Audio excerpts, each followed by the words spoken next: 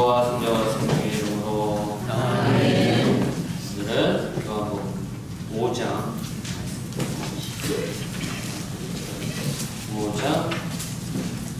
24절. 내 말을 듣고 나를 보내신 분을 믿는 이는 영생을 얻고 심판을 받지 않는다. 그는 이미 죽음에서 생명으로 건너갔다. 내가 진실로 진실로 너희에게 말한다. 죽은 이들이 하느님 아들의 목소리를 듣고 또 그렇게 들은 이들이 살아날 때가 온다. 지금이 바로 그 때다. 아버지께서 당신 안에 생명을 가지고 계신 것처럼 아들도 그 안에 생명을 가지게 해 주셨기 때문이다.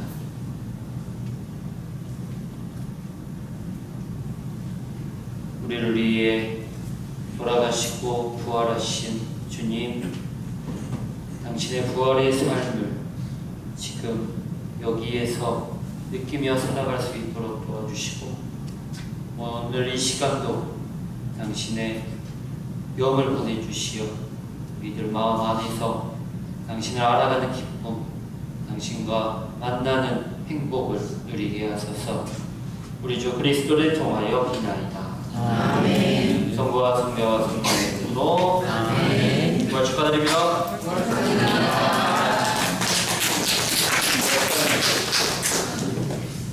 부활절은 어떻게 잘 보내셨는지요? 네.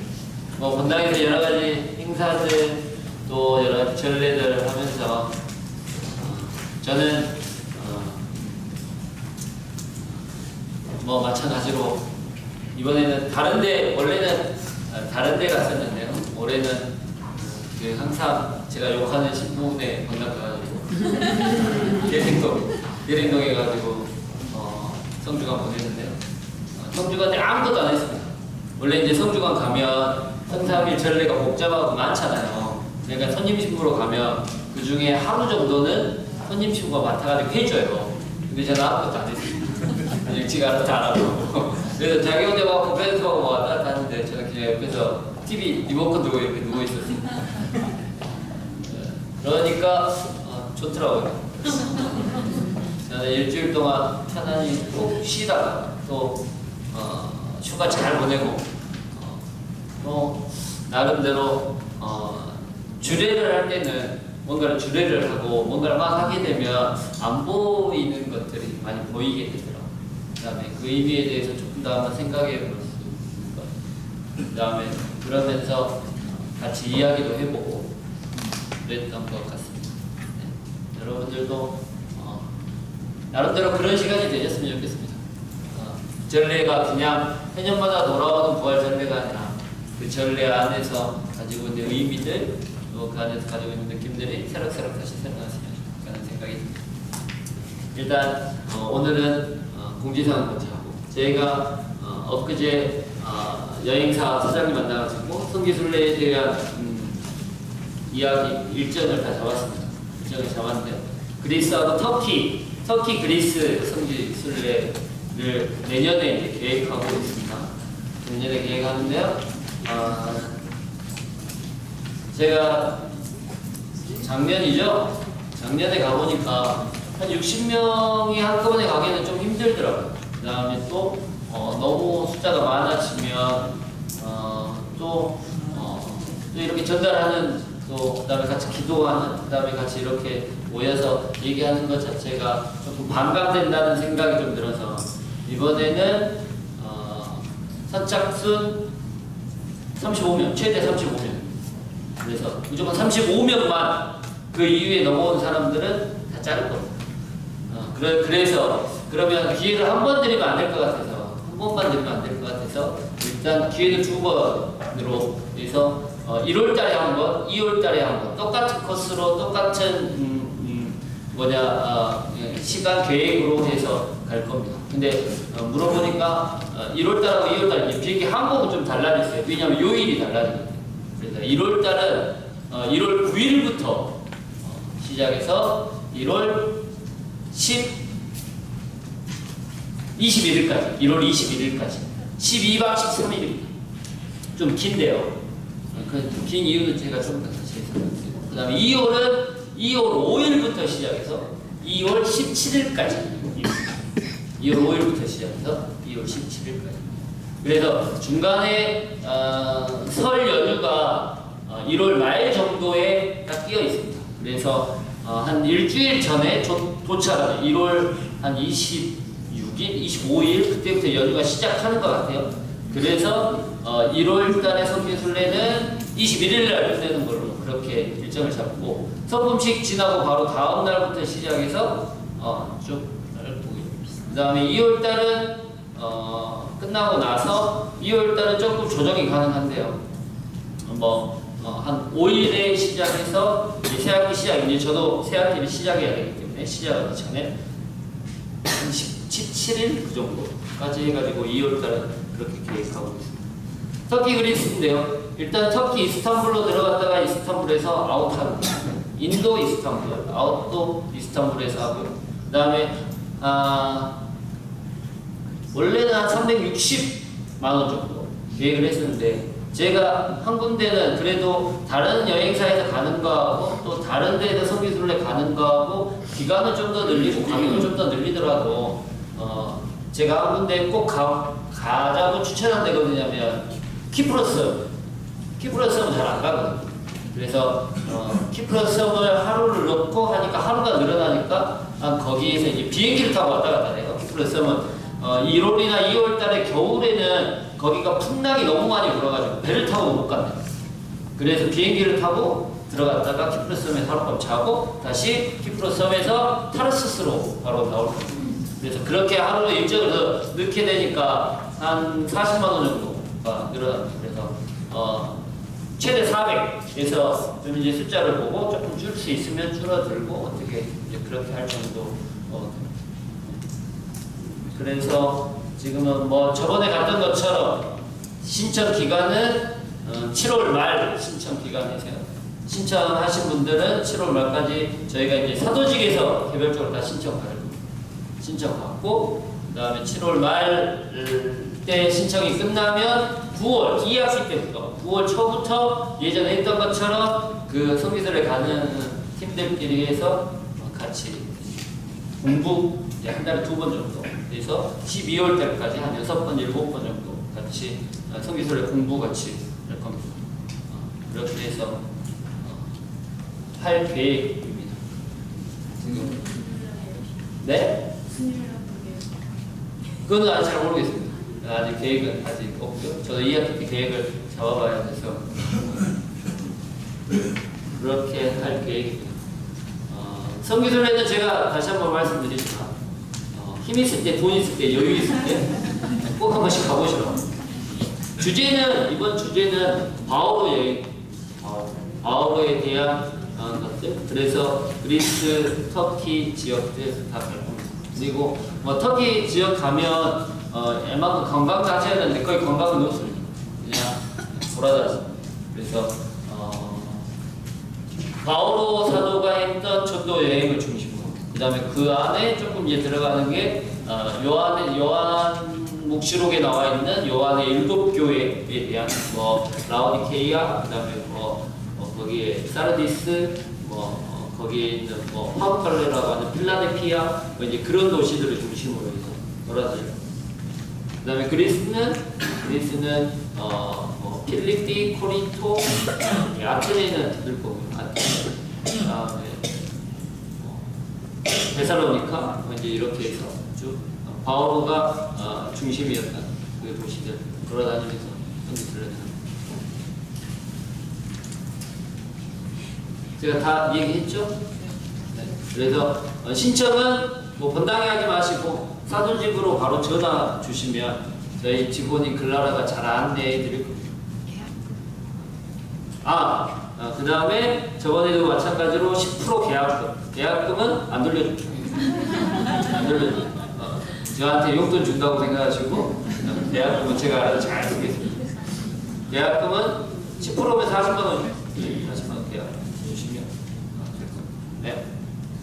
그 다음에 아까 저번에도 말씀드렸던 것처럼 1월달, 2월달 그러니까 자기가 갈 수 있는 1월달에 저는 신청합니다. 2월달에 신청합니다. 그거만 말씀해 주시면 되시고 만약에 일정을 저는 1월달도 가능하고 2월달도 가능하다 하시면 상관없습니다라고 하시면 그냥 상관없다고 얘기해 주세요. 왜냐하면 좀 숫자가 한 군데나 20명밖에 안 되는데 한 군데가 한 40명 정도 되면 일정이 이렇게 조정할 수 있으니까 좀 숫자를 조정할 수 있으니까 나는 두 군 다 가능한데 저는 2월달이 더 좋습니다. 아니면 1월달이 더 좋습니다. 라고 얘기해 주시면 저희가 나중에 조금 양해를 드리고 개별적으로 제가 연락드려서 숫자를 좀 조정할 수 있는 그런 시간. 네. 또 다른 뭐 질문 있으십니까?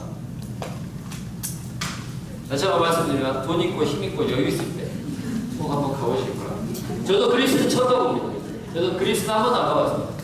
그래서 저도 나름대로 그리스에 대해서는 좀 공부를 하고 가야 될 것 같다는 생각이 듭니다. 터키는 저는 한 번 정도, 한번 저번 금당에 있을 때 그때 한 번 가고, 터키도 이번에가 두 번째인데. 그 다음에 뭐 많이 걸어다니지는 않습니다. 아테네 같은 경우 터키 같은 지역은 이스라엘은 많이 걸어다니는 이스라엘 예루살렘 지역 안에서도 많이 걸어다니는데요.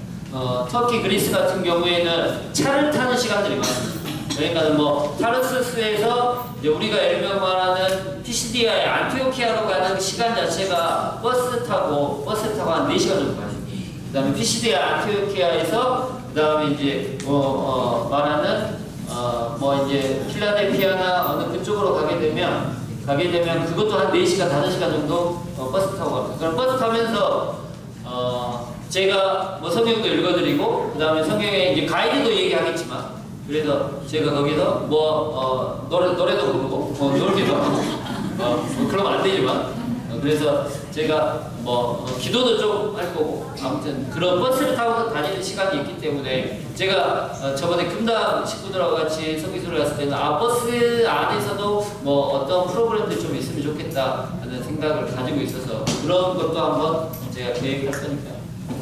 그렇게 그리스 터키는 그렇게 힘들지는 않습니다. 버스 타는 게 좀 힘들고요.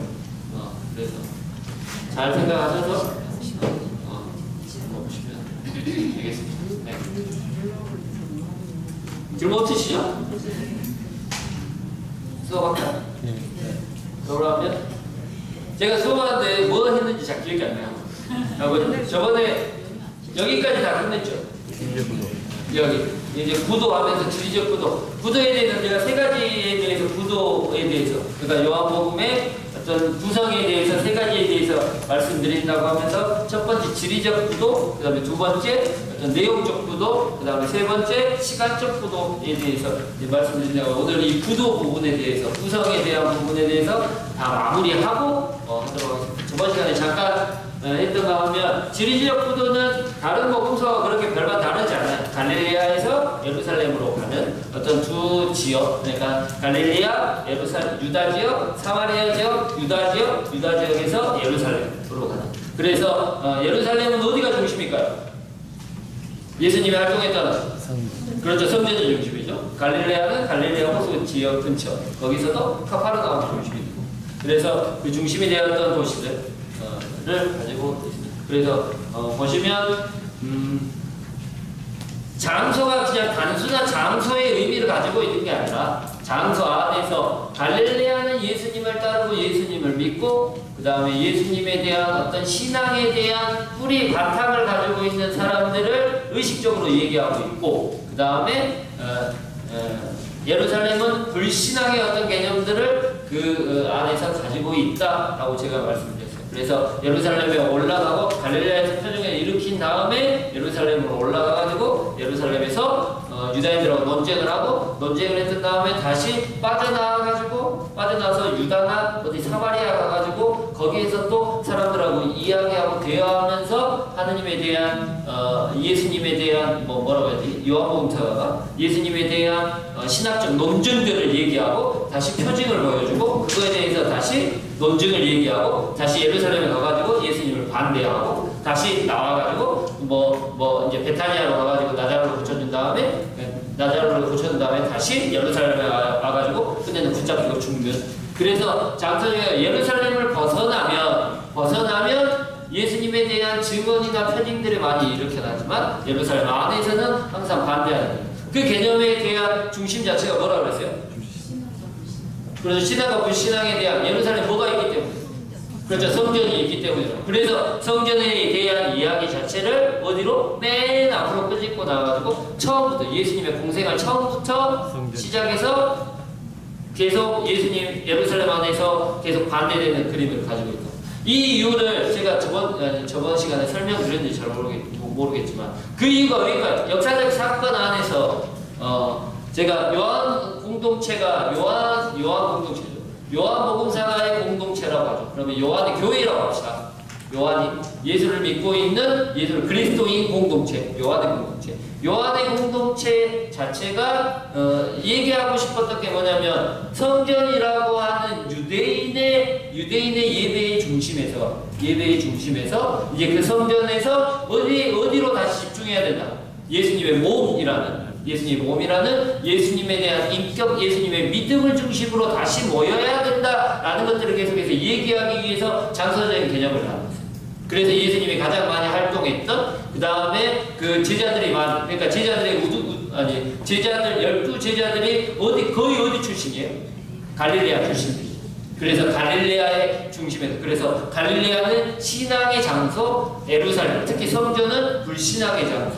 그래서 유다인들하고 분리되어지는 그래서 진정한 하나님의 예배의 장소는 바로 갈릴레아라고 하는 우리 교회다라고 얘기하기 위해서 이렇게 장소적인 구분을 가지고 있는 거예요. 이거는 나중에 보시겠지만 지리적 구도뿐만 아니라 내용적 구도 안에서 그대로 나타납니다. 그래서 시대를 구분해요. 시대를 이제 교회의 시대 안에서 가지고 그거는 이제 조금 이따 다시 설명드릴게요. 그렇게. 그래서 제가 여기 말씀드린 것처럼 예수 공동체의 영과 진리 안에서의 예배를 굉장히 강조합니다. 이걸 요한복음사는 영과 진리 안에서의 예배 이거를 한마디로 뭐라고 했어요? 예수에 대한 믿음 자체를 이렇게 표현하고 있는 겁니다. 그래서 부활한 예수님에 대한 이야기들을 가지고 있어요. 지리적 구도는 이 정도만 하면 될 거. 이제 내용적 구도를 봅시다. 내용적 구도인데요. 내용에 대한 이야기, 여기는 이제 등장 인물에 대한 예수님이 누구한테 얘기하고 누구하고 함께 예수님의 생활하고 있는지에 대해서 보시면 될 것 같아요. 여기서 구분이 나는 게 많은 책에서는 이 내용적 부분을 어떻게 구분하냐면 여러분들 한 번씩 다 요한복음에 대한 인문사를 보시면 전반부와 후반부로 나누어질 때 전반부를 무슨 책이라고 불러요? 한 번도 안 들어보셨어요? 공부하신 분들은 앞에 나오는 그러니까 12장 이전에 나오는 13장부터 나오는 부분하고 그러니까 1장부터 12장까지 그 다음에 13장부터 21장까지 이걸 딱 두 부분으로 나누거든요. 그래서 이 두 부분을 책이 다른 책이라고 얘기해요. 그래서 앞에 있는 책을 뭐라고 하냐면 7가지 표징이 나타나 있다 그래가지고 무슨 책? 그렇죠. 표징의 책이라고. 그 다음에 뒤에는 예수님이 제자들의 발씻김 최후의 만찬 발씻김 예식부터 시작해가지고 그 붙잡히시고 그 다음에 순환 받으시고 죽으시고 그 다음에 묻히시고 부활하셨다는 이야기가 13장부터 21장까지 나오는데 이 책을 무슨 책? 그렇죠. 영광의 책. 다 한 번씩 읽어보셨을까요? 그래서 두 부분으로 나누면 앞에 있는 책을 표징의 책이라고 하고 뒤에 있는 부분 13장 이후부터를 영광의 책이라고 얘기합니다. 근데 그렇게 나누는 게 내용적으로 맞아요. 내용적으로. 근데 그 기준점이 뭐냐? 대상이 다르다. 이게 굉장히 중요한 거예요. 굉장히 중요해요. 얘가 안 됐네.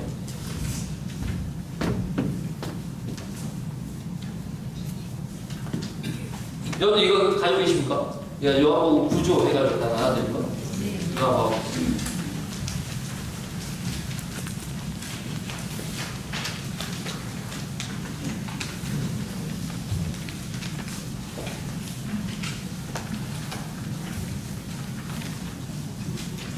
그래서 1부를 공적 활동, 그 다음에 2부를 아버지께 돌아간, 그 다음에 이제 성부를 부활로서 완성된 예수 이야기라는 이제 해서 이제 맺은 말 나오겠다 이렇게 이제 얘기를 했는데요.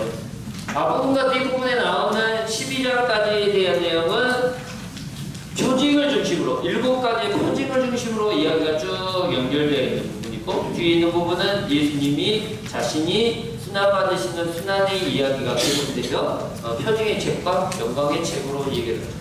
그런데 중요한 건 예수님께서 전반부 표징에 대해서 이야기하실 때는 자신을 어떻게 하냐면 드러내놓고 얘기합니다. 그러니까 공적으로 내가 사람들에게 공적으로 얘기하십니다. 그 말이 뭔 말이냐면 제가 여러분에게 이렇게 얘기하는 거는 공적이에요, 사적이에요? 공적인 얘기. 그렇죠. 다른 사람 앞에서 내가 어떤 역할을 가지고 그 사람들한테 얘기하는 거예요. 그러니까 일대다수죠.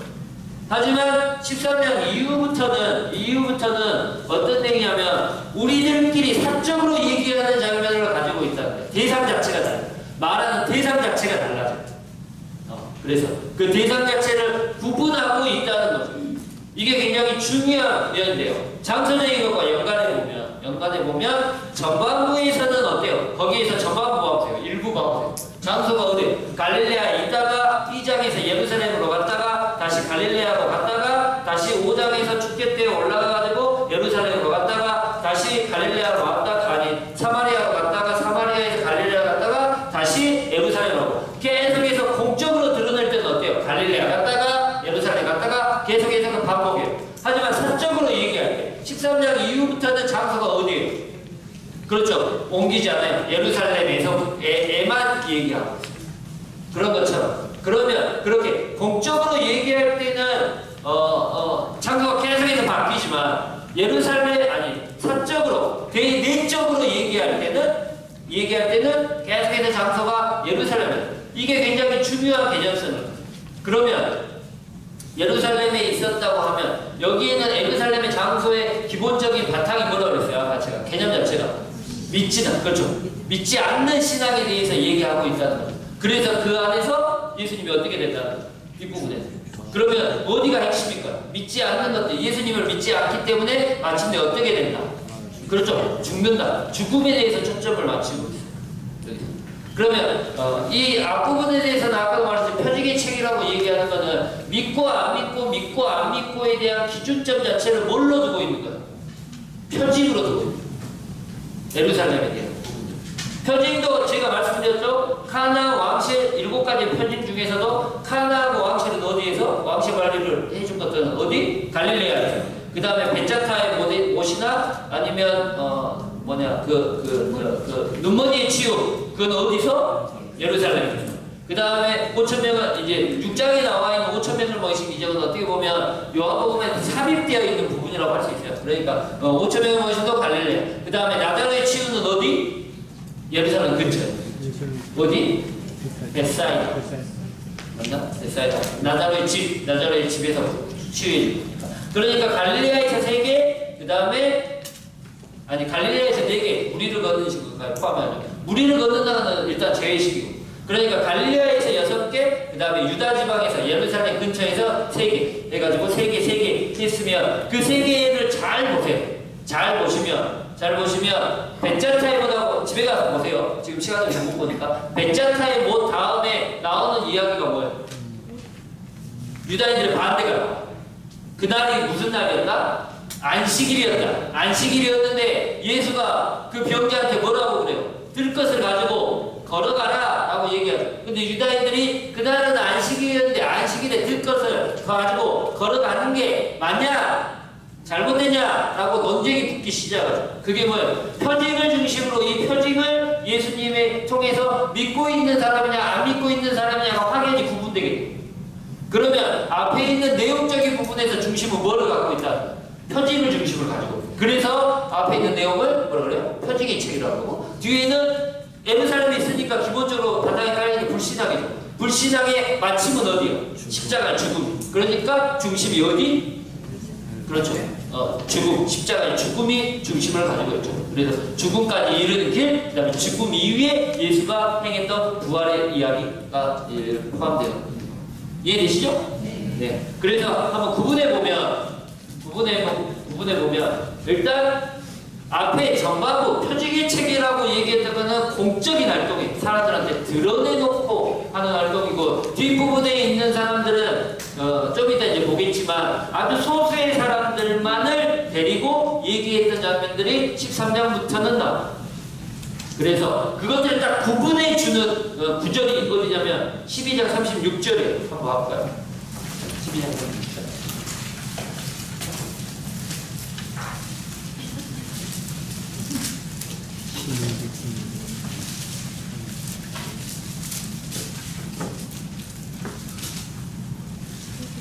12장 35절부터 제가 읽어볼게요.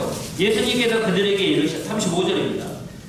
빛이 너희 가운데에 있는 것도 잠시뿐이다. 빛이 너희 곁에 있는 동안에 걸어가거라. 그래서 어둠이 너희를 덮치지 못하게 하여라. 어둠 속을 걸어가는 사람은 자기가 어디로 가는지 모른다. 빛이 너희 곁에 있는 동안에 그 빛을 믿어 빛의 자녀가 되어라. 예수님께서는 이렇게 말씀하시고 나서 그들을 떠나 어떻게 하셨다? 몸을 숨기셨다. 몸을 숨기셨다. 근데 앞부분은 보시면 7장 3절 한번 볼까요? 7장 3절에서 5절.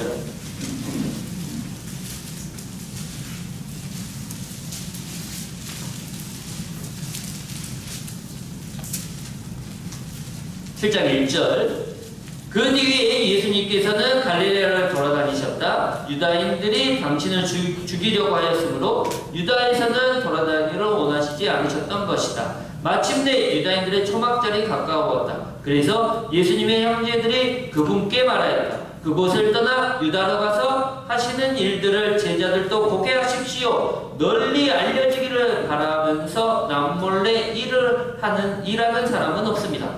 그런 일들을 할 바에는 자신을 세상에 드러내십시오 라고 얘기해요. 그래서 사실 예수님의 형제들은 그분을 믿지 않았다.